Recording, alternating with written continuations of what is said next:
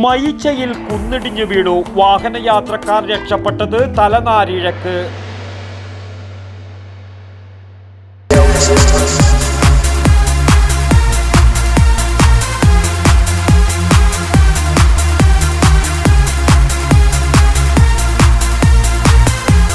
IC moon ice cream, A Janata charitable society product. ദേശീയപാതയിൽ മയിച്ചയിൽ കുന്നിടിഞ്ഞു വീണ് വാഹന ഗതാഗതം നിലച്ചു. ഇന്ന് രാവിലെ 10 മണിയോടെയാണ് വീരമലക്കുന്നിൽ നിന്നും വൻതോതിൽ കുന്നിടിഞ്ഞ് ദേശീയപാതയിലേക്ക് വീണത്.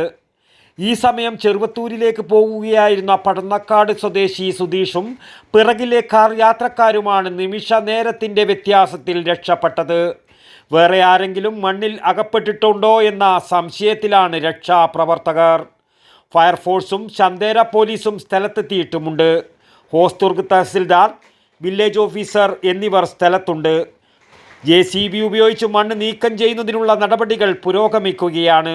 ദേശീയപാത 66 നിർമ്മാണ പ്രദേശത്ത് മണ്ണിടിച്ചിൽ ഉണ്ടായതിനാൽ അടിയന്തര നടപടി സ്വീകരിക്കാൻ ജില്ലാ കളക്ടർ ജില്ലാ ദുരന്ത നിവാരണ അതോറിറ്റിക്ക് നിർദ്ദേശം നൽകിക്കഴിഞ്ഞു. NDRF സംഘം അടിയന്തരമായി അപകട സ്ഥലത്തെത്താൻ കളക്ടർ നിർദ്ദേശവും നൽകി. News bureau, Cheruvathur.